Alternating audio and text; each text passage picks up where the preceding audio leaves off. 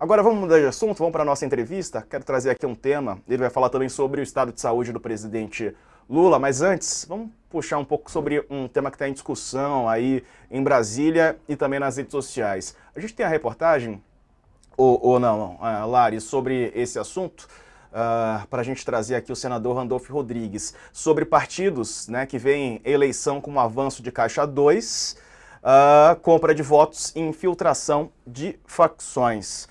Dirigentes partidários e políticos de esquerda à direita afirmam que as eleições municipais registraram na percepção deles, um volume inédito de caixa 2, compra de votos, tentativa de infiltração do crime organizado. Indicativos dessas ilegalidades aparecem em registros da PF e do TSE, foram abordados na Câmara e no Senado e tem como pano de fundo as bilionárias verbas públicas envolvidas tanto na campanha, nessas campanhas, que são 6,2 bilhões, como nas emendas parlamentares. Essas também têm abastecido e até, de alguma maneira, pesado a balança ou essa gangorra, né, pendido aí mais para um lado. Para onde tem ido esse dinheiro, a máquina tem funcionado de uma maneira melhor para eleger ou reeleger prefeitos. Vamos trazer então o líder do governo no Congresso, o senador Randolfo Rodrigues.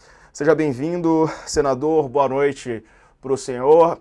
O senhor, eu vi que tem uma avaliação sobre esse assunto, a volta, né, do financiamento de empresas privadas, né? A presidente do PT, Gleisi Hoffmann, parece que tem uma posição um pouco diferente do senhor, ela se posicionou nas redes sociais. Como é que está essa tratativa, como é que está essa conversa, senador? De novo, boa noite. Acho que está no mudo, senador, pelo menos eu não estou conseguindo te ouvir aqui.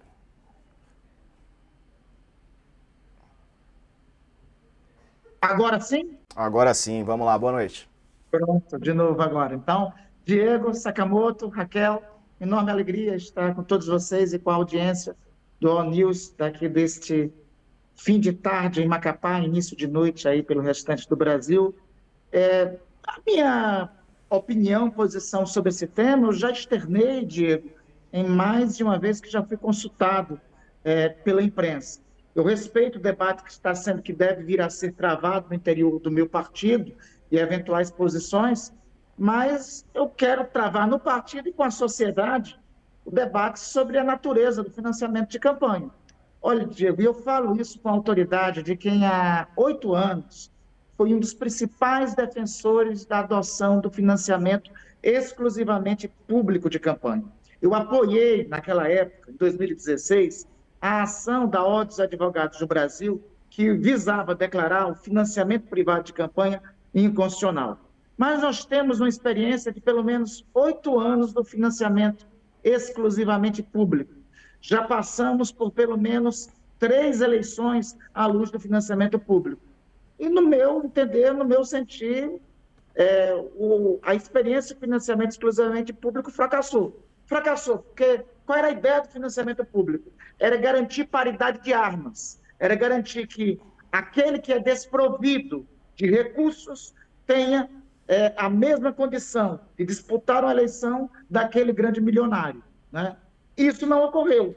Ao contrário, se constituiu uma espécie de oligarquias partidárias que detêm o poder político e detêm o poder da distribuição de recursos, concentrando cada vez mais recursos nas mãos de poucos.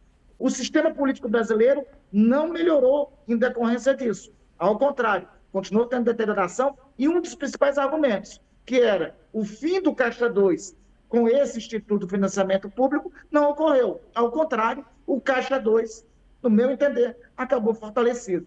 Eu não sei se a solução hoje seria o retorno ao financiamento privado ou a adoção de um financiamento semipúblico como era anteriormente, com regras. Mas eu estou muito convencido que o modelo adotado a partir da decisão do Supremo Tribunal Federal de 2016 fracassou, não cumpriu o previsto, o papel que tinha que cumprir no sistema político brasileiro. Randolfo, senador, boa tarde. Antes de mais nada, obrigado pela presença aqui no All News. Randolfo, só para.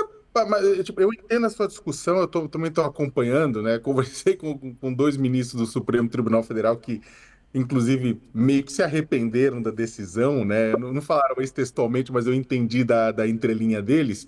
Mas a pergunta, eu acho que a pergunta, sendo bem objetivo, é: você acha que tudo bem, vamos voltar para uma situação de semipúblico, em que você tem uma redução significativa do recurso do fundo eleitoral, o que o fundo existe, mas ele é pequeno, e o resto, um financiamento privado com um teto, né, de doação para PJs, para pessoas jurídicas, por exemplo.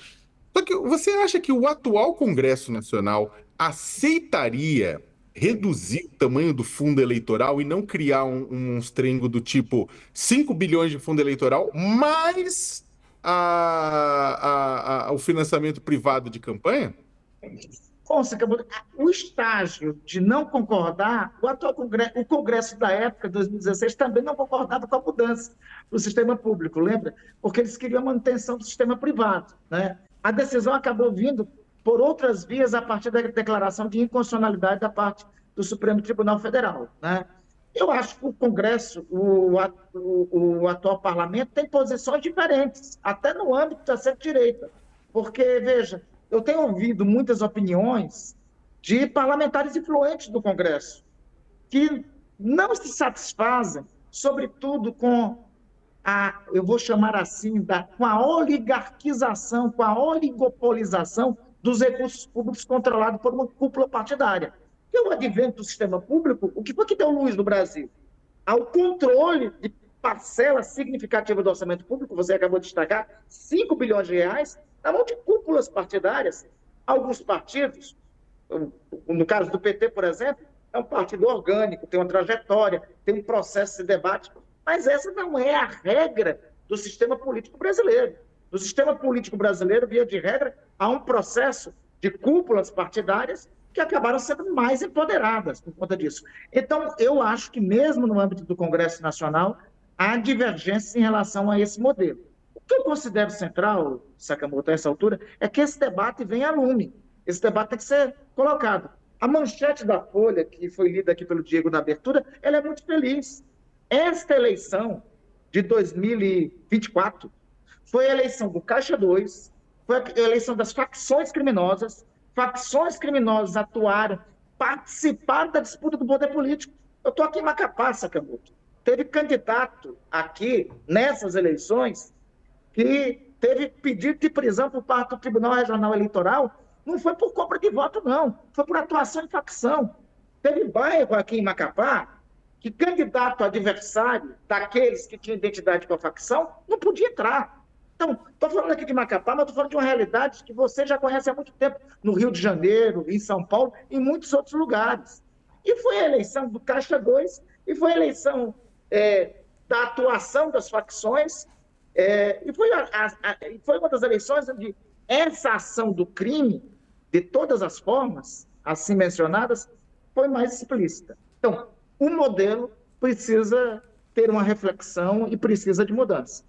Senador, você está colocando pontos importantíssimos, porque o modelo do jeito que ele está hoje, o dinheiro do fundo eleitoral fica na mão dos grandes caciques dos partidos, 2, o dito orçamento secreto, as emendas parlamentares acabam comandando tudo isso, 3, depois que o financiamento privado acabou, você teve uma entrada muito grande do crime organizado financiando o partido político. Isso tudo quanto é especialista diz.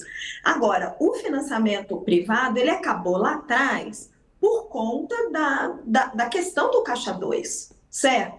Como fazer o financiamento privado voltar e, de alguma forma, isso ser melhor fiscalizado?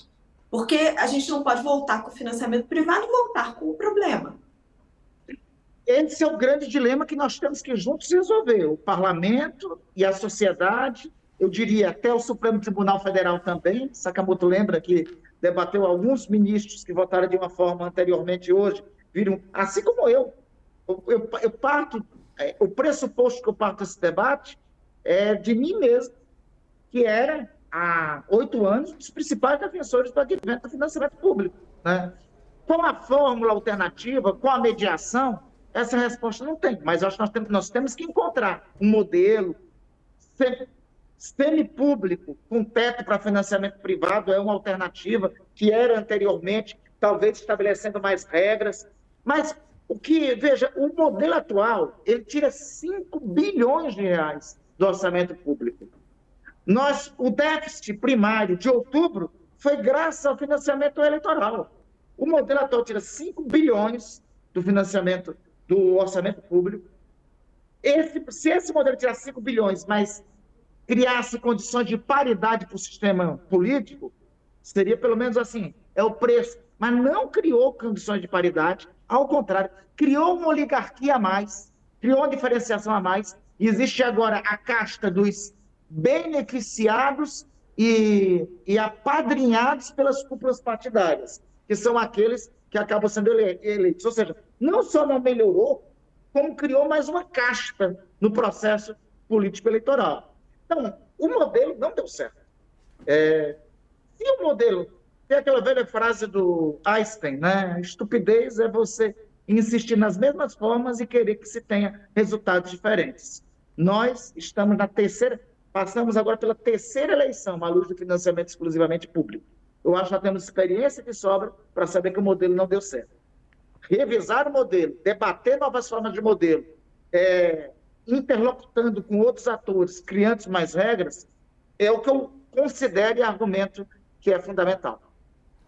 O senador, quero aproveitar aqui a presença do senhor e perguntar sobre o presidente Lula. Houve esse acidente, né? Infelizmente ele sofreu um acidente doméstico, a gente trouxe aqui no começo do programa. O presidente Lula hoje já, digamos assim, trabalhou do Palácio da Alvorada, né, com roupa ali, digamos assim, com trajes civis, né, a paisana, mas demonstrando que tá tudo ok, apesar de ter falado numa ligação que foi grave, né, por conta de ter batido a cabeça e ter que passar por um período de observação de 3 a 4 dias. Quais informações o senhor tem sobre o estado de saúde do presidente? Sabe, como qualquer baque na cabeça, para qualquer pessoa, tenha 10 anos de idade, tenha 80 anos de idade, é grave. Seja uma criança, seja um bebê, seja alguém de 80 anos, qualquer coisa, qualquer baque na cabeça, merece cuidados especiais. Então, são esses cuidados que os médicos estão recomendando, mas ainda ontem, após o susto da notícia, tive contato com quem estava com o presidente está bem, teve uns 4, 5 pontos ali, mas ainda ontem começou a sua recuperação, só não tinha condições, por recomendação médica, de fazer uma viagem longa para a Rússia, como a que estava planejada, mas vocês viram nas próprias redes dele, hoje pela manhã, ele despachou com o ex-ministro, assessor especial Celso Amorim, e com o ministro Alexandre Padilha, está bem, em forma, 100%, só os cuidados necessários que tem que ter com qualquer pessoa, tenha 5 anos, tenha 0 anos, tenha 80, tenha 90 anos, que tem algum tipo de baque na cabeça e precisa, pelo menos, durante 2, 3 dias de acompanhamento. E, senador, o senhor acha que, já que a viagem foi cancelada, se ele estiver bem, o presidente vai ter condições de se envolver mais na campanha eleitoral, eventualmente vir a São Paulo ou ir a alguma outra capital, Fortaleza, algum outro lugar que demande a presença dele, ou vai ser preciso mesmo ele ficar em observação? Eu estou convencido que após esse período... Desculpa, Raquel. Mas estou convencido que depois desse período de observação, o presidente está disposto. O presidente hoje já está com mais disposição do que nós 4 juntos aqui, entendeu? Pelo que eu conheço, o presidente, já hoje pela manhã, ele já acordou com mais disposição do que a disposição de todos nós que estamos nessa live aqui reunidos. Então, eu tenho que passar só o período da observação médica, e eu repito que era um período que é necessário e recomendado para os médicos. Se tivesse acontecido isso com o presidente Lula, comigo, com você, Raquel, com Sakamoto, com o Diego, com qualquer um de nós. Mas o senhor não sabe, ele vai ou não vai participar de alguma campanha ainda até o seguinte? Tinha uma pretensão de participar isso na última reunião que eu tive com o presidente, na semana passada, né? Inclusive a reunião ordinária que nós fazemos toda segunda, da coordenação política do governo, que é a reunião que o presidente dirige, com a participação dos 3 líderes, minha, do senador Wagner, e do deputado Guimarães, do ministro Padilha, do ministro Rui, do ministro Haddad, uma reunião ordinária que nós fazemos toda segunda. Essa reunião não ocorreu exatamente no dia de hoje, porque a previsão era a ida dele para a Rússia. Mas na última reunião que nós tivemos, já na semana passada, já tinha essa pretensão de, chegando a tempo da Rússia, de participar de alguma atividade de campanha que ainda estava para ser definida. Estava se planejando, se cogitava alguma atividade em São Paulo, né, no encerramento, se cogitava também em Fortaleza, mas tinha essa pretensão, né? Assim, o prazo, acho que os médicos deram um prazo de 4, 5 dias. Eu creio que esse prazo de observação se encerra na quinta-feira e tem aí o tempo hábil para o presidente, dialogando, obviamente, com as campanhas e vendo a necessidade, e se for o caso da necessidade da presença dele, ele está presente. Eu estou muito otimista sobre essa eleição de segundo turno. Eu acho que nós vamos ter vitórias dos candidatos, me permita já a opinião, engatando com a sua pergunta, vamos ter vitórias dos candidatos do campo democrático, da Frente Ampla, em várias das cidades, se não em todas as cidades que estão disputando nesse segundo turno. Senador, aproveitando que o senhor falou do campo democrático, né, o ministro Alexandre de Moraes, ele deu um prazo final, né, um deadline para a Polícia Federal terminar a investigação sobre a tentativa de golpe de Estado, pela qual o Brasil sofreu entre o final de 2022 e o início de 2023. Deu 60 dias, né? É a investigação essa que envolve generais, almirante e, é claro, o ex-presidente Jair Bolsonaro. Qual que é a expectativa do senhor com relação ao final desse inquérito? Eu acho que esse é um dos inquéritos que a Polícia Federal teve menos dificuldade para chegar à sua conclusão. Porque os elementos foram assistidos por milhões de brasileiros ao vivo, naquele 6 de janeiro de 2023. Eu acho que foi a primeira experiência de uma tentativa de golpe de Estado transmitida ao vivo que nós temos conhecimento no Brasil, né? As imagens dão conta da atuação para derrubar o governo eleito e dos personagens, e do enredo montado com os personagens diferentes envolvidos na tentativa de derrubada do governo eleito. O senhor Anderson Torres, que viajou um pouco antes e deixou as portas abertas para a atuação junto com os setores da Polícia Militar do Distrito Federal para concretizar a tentativa de golpe. O ex-presidente da República, que claramente não reconheceu desde o dia 30 de outubro de 2022 o resultado das eleições e deixou-se criar repetidamente o clima para a ruptura, né? E incentivou as condições para a criação do clima da ruptura. Então, eu acho que as provas mais explícitas foram expostas para todos os brasileiros ao vivo no dia 6 de janeiro. O senhor, mas considerando essas provas explícitas, senador... Oi? Eu disse que as provas explícitas estavam à luz do dia para todos os brasileiros. Não, então...